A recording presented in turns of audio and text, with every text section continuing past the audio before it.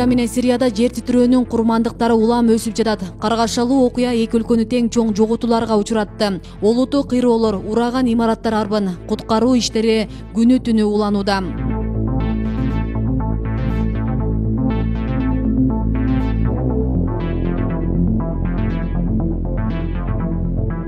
Учурда дүйнө эли зилзала катталган эки өлкөгө көз салып, көңүл айтып, түрдүү ойлордун курчоосунда калды. Практикада жер титирөөнүн алдын алуу кыйынга тургандыктан, ушул эле абал Кыргызстанда да катталбайт деп айтуу кыйын. Өлкөдө жыл ичинде 10 миңге жакын жер титирөө катталып, анын 400дөн ашыгы сезилерлик даражада болгон.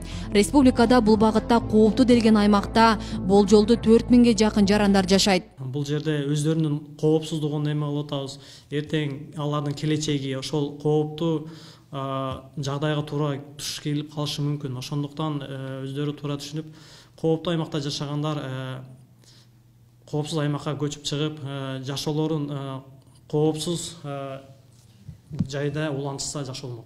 Кыргызстанда жер силкинүү себептерин эске алуу менен нормадан ашкан бийик кабаттуу үйлөр жок эсе. Өлкөдө 9 балга чейин жер титирөө катталышы болжолдонгон. Мындан улам курулуш иштери нормада көрсөтүлгөн 9 балдык жер силкинүүгө туруштук бериши керек. Деген менен республиканын ар кайсы аймактарында мыйзамсыз курулуштар жок деп айтуу кыйын. Сейсмичность деп коет. Бизде документ боюнча биз ош шаарга 9 балл берген да.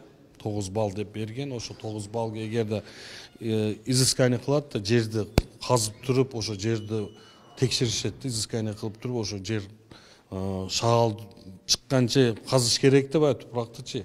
Ошого карап чыгып 9 баллга чейин деп берген да бизге. Бүгүнкү күндө 18 мыйзамсыз үйлөрүбүз бар.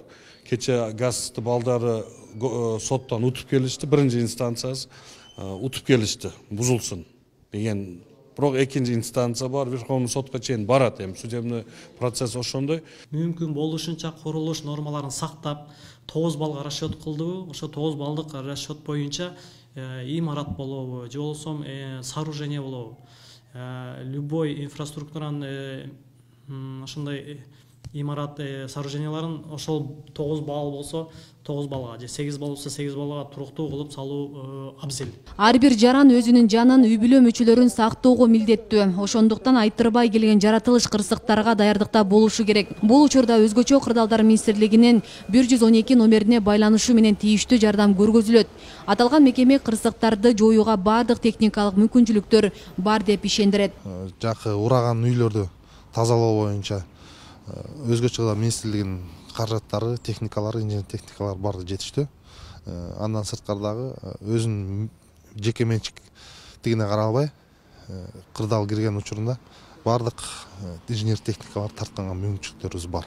6 февраль таңга жук Түркия менен Сирия чегараларында 7,7 балдагы жер титирөө катталып, миңдеген адамдын өмүрү кыйылды.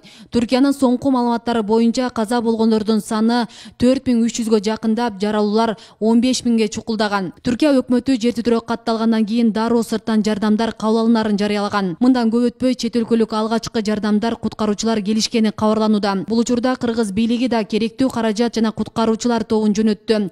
Мындан сырткары гуманитардык жардам жеткирилери айтылган. Асия Сыдыкова, Илимбек Турсунбай уулу, Регион телеканалы.